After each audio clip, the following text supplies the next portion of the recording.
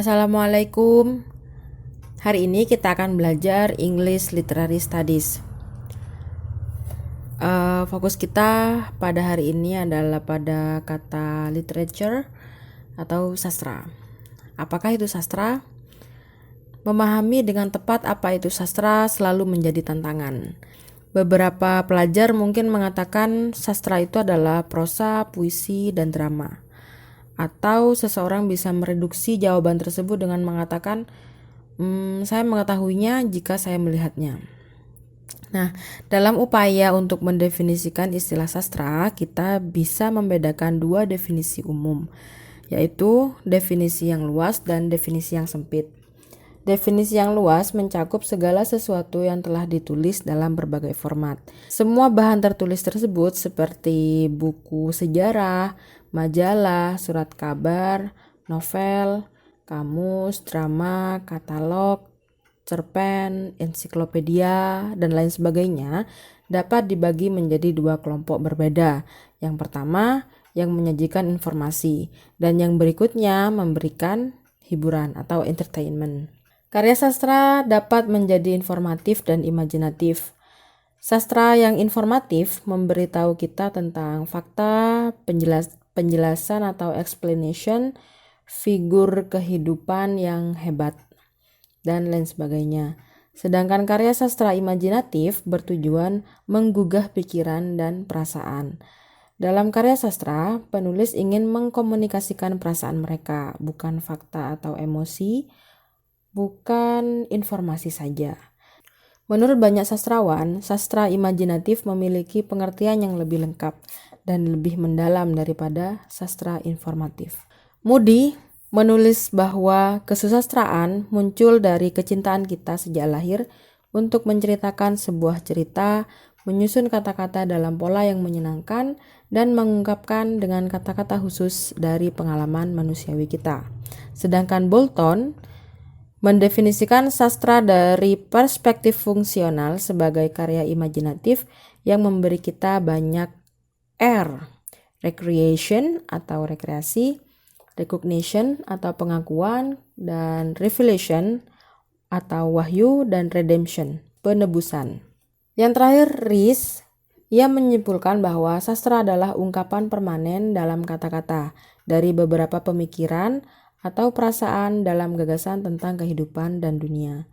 Semua definisi di atas menggambarkan sastra dari perspektif yang berbeda, namun mereka semua mengakui fakta bahwa sastra itu imajinatif, mengungkapkan pikiran dan perasaan, dan berurusan dengan pengalaman hidup. Menggunakan kata-kata dengan cara yang kuat, efektif namun menawan, serta mempromosikan aktivitas rekreasi dan penyingkapan fakta-fakta yang tersembunyi. Upaya untuk menghasilkan definisi yang sempit atau narrow definition bagaimanapun telah mengarah pada keragaman pendekatan, sehingga hampir semua orang tidak dapat berbicara tentang definisi yang sempit tentang sastra. Kriteria karya sastra yang pertama adalah fiksi. Salah satu ciri khas teks sastra bisa dibilang adalah fiksi. Orang biasanya setuju bahwa teks sastra adalah produk imajinasi penulis dan bahwa setidaknya karakter dan percakapan mereka fiktif. Batasan antara fakta dan fiksi sering kabur dan tidak selalu dapat diidentifikasi. Lebih penting lagi, apakah sebuah teks itu fiksi atau bukan, mungkin bukan konsekuensi dari kualitas teks yang melekat, tetapi dari sikap pembaca terhadapnya. Jika tahu sebuah teks tersebut atau sebuah teks berasal dari koran, otomatis kita berasumsi bahwa cerita itu pasti nyata atau teks yang terdapat dalam koran tersebut pasti nyata. Sebaliknya, jika kita membaca sebuah novel, kita pasti mengklarifikasi karakter dan latar ini yang terdapat dalam novel tersebut adalah fiktif. Dengan kata lain, sebagai pembaca, kita dikondisikan melalui pendidikan dan norma budaya untuk memahami teks dengan cara tertentu. Ciri yang kedua adalah bahasa khusus. Sering dikatakan bahwa bahasa sastra itu khusus dan sangat berbeda dari bahasa sehari-hari yang normal. Ahli bahasa Romain Jacobson menyatakan bahwa teks sastra menarik perhatian pada bahasa yang mereka gunakan. Jadi bahasa yang digunakan dalam sastra biasanya berbeda dengan teks-teks formal lainnya. Coba kita bahas puisi berikut. Those who have nothing but guns for the hungry and think of nothing but death and dying, let them spend our earth's fortune, harvesting blood from the fields of war. The last banquet shall be their children's blood. Mereka yang tidak punya apa-apa selain senjata karena kelaparan dan selalu berpikir, think of nothing itu tidak berpikir yang lain ya. Jadi kita bisa memaknai selalu berpikir tentang kematian dan mati. Let them spend our earth fortune. Biarkan mereka menghabiskan kekayaan bumi kita atau keberuntungan-keberuntungan yang ada di alam ini. Harvesting blood from the fields of war. Memanen darah dari ladang-ladang perang atau medan perang. The last banquet shall be their children's blood. Persembahan terakhir mungkin darah anak-anak mereka.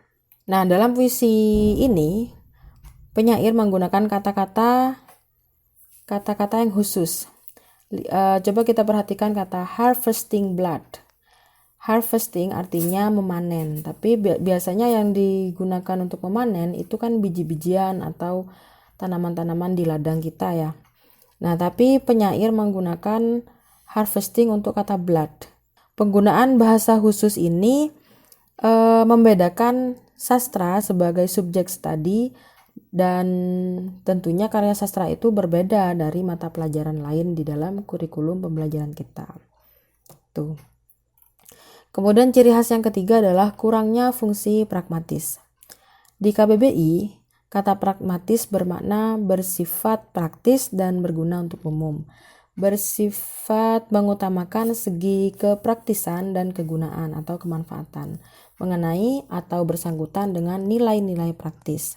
Orang mungkin berpendapat ya bahwa setiap teks yang ditulis itu pasti memiliki fungsi pragmatis yang pasti atau ditulis dan digunakan untuk tujuan tertentu. Misalnya untuk kalau tulisan resep itu untuk membantu memasak, secara umum untuk memberitahu pembaca intinya setiap teks yang ditulis. Nah, sebuah tulisan sastra di sisi lain tidak perlu dimaksudkan oleh pengarang untuk tujuan tertentu. Terkadang karya sastra tampak seolah-olah hanya ditulis ke dalam ruang dan waktu kepada siapapun tanpa fungsi apapun. Namun demikian akan salah jika kita menganggap teks sastra adalah teks yang tak berdasar dan tak bertujuan. Bahkan sebenarnya teks sastra itu memiliki tujuan, misalnya untuk mengkritik, mendidik, atau bahkan hanya untuk menghibur. Jadi itu tergantung pembacanya untuk menentukan fungsi dan tujuan dari sebuah teks sastra. Ciri khas yang ketiga adalah ambiguitas. Orang pada umumnya menerima pandangan bahwa teks sastra jauh lebih ambigu dan karenanya seringkali lebih rumit daripada teks non-sastra. Jika seseorang membaca resep misalnya, atau jadwal, atau instruksi manual, nah makna yang diungkapkan dalam teks-teks ini dianggap kurang lebih tetap dan tidak terbuka atau tidak bisa diinterpretasi. Nyatanya, teks-teks ini bahkan tidak boleh diinterpretasi karena jadwal harus tepat, tidak bisa diinterpretasi. Jadi jadwal itu harus tepat ya, tidak ada interpretasi sama sekali. Kemudian resep juga, resep itu seharusnya teks yang tidak butuh interpretasi agar hasil dari masakan dari resep tersebut bisa sesuai atau sama atau bahkan sama dengan teks resep. Sedangkan novel atau karya sastra lainnya akan menghasilkan interpretasi yang berbeda antar pembaca. Hal ini tercermin dalam banyaknya interpretasi kritis yang berbeda dari teks sastra yang diterbitkan selama bertahun-tahun. Jadi apa yang membuat teks sastra begitu ambigu? Untuk satu hal jelas ada faktor manusia ya. Ketika kita membaca sebuah teks, kita biasanya membawa ekspektasi dan minat tertentu pada teks tersebut. Dan mau tidak mau, kita mulai mencari hal-hal yang tampaknya relevan bagi kita. Nah, langkah-langkah mempelajari teks sastra, kita lihat bagian ini. Pada bagian ini, produksi dan penerimaan sastra jelas membutuhkan setidaknya dua peserta. Seseorang yang menulis teks dan seseorang yang membaca. Jika teks sastra itu sendiri berfungsi sebagai pesan antara penulis dan pembaca, tentu saja istilah pesan tidak boleh diartikan secara harfiah. Kan tidak masuk akal jika seorang penulis 200 tahun yang lalu misalnya mengirim pesan kepada saya yang tentunya pembaca saat ini. Tapi lain halnya dengan teks sastra. Teks sastra biasanya dibuat untuk audiens yang tak terbatas oleh ruang dan waktu. Karya novel walaupun itu sudah ditulis bertahun-tahun yang lalu, bisa jadi teks di dalamnya relevan dengan apa yang kita alami saat ini. Itu maksudnya. Lalu apakah sastra itu relate dengan kehidupan kita? Sastra mencoba memahami kehidupan. Ia merefleksikan makna hidup. Jadi dalam setiap puisi, drama, atau cerita terdapat sebuah pandangan dunia atau nilai kehidupan. Jadi dengan membaca karya sastra kita bisa mengembangkan kemampuan berbahasa kita. Jadi kan tadi sudah dijelaskan bahwa bahasa sastra juga memiliki bahasa-bahasa yang berbeda. Nah, dengan mempelajari karya sastra itu bisa mengembangkan vocabulary atau kosakata asing dalam pembelajaran bahasa kita.